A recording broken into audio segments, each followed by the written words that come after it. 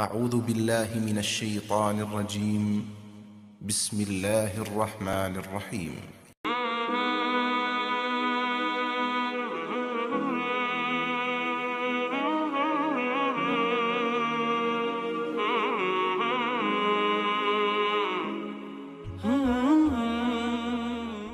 هي جنة طابت وطاب نعيمها فنعيم إنها دار الخلود، إنها دار السعادة، إنها دار النعيم الأبدي السرمدي. هناك أناس لا يقفون في الحساب ولا يحاسبون مع الناس، لأنهم يدخلون الجنة بلا حساب ولا عذاب. أن رسول الله صلى الله عليه وسلم قال: وعدني ربي أن يدخل الجنة من أمتي 70,000 بلا حساب عليهم ولا عذاب، مع كل 1000 70,000 وثلاث حثيات من حثيات ربي.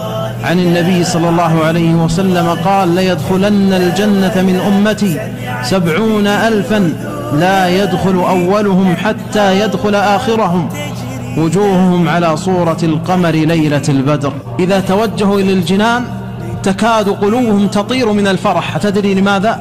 لأنهم يشمون رائحة الجنة. هذه الروائح تنبعث من الجنة قبل أن يصلوا إلى أبوابها. أتدري مسيرة كم؟ مسيرة 500 عام.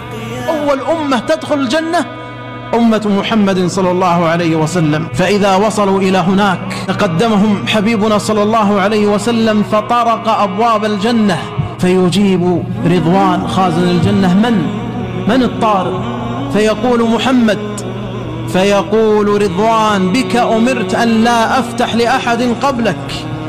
فتستقبلهم الملائكة بالفرح والسرور، تسلم عليهم: سلام عليكم بما صبرتم فنعم عقبى الدار.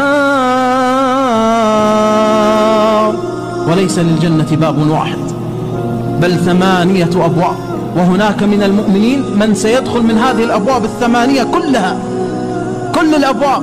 هل تظن أن الأبواب متشابهة؟ لا والله، كل باب له خصوصية وله ميزة ليست موجودة عند الباب الآخر. هذا الباب فيه عطورات وفيه بخور وفيه استقبال وفيه كرامة غير الباب الآخر. ولذا لما سمع الصديق النبي صلى الله عليه وسلم يتحدث عن الأبواب طار فؤاده، لا يريد دخول الجنة، هذه الهمة العالية، بل يريد أن يدخل الجنة من الأبواب كلها. عرض الباب مسيرة 40 سنة.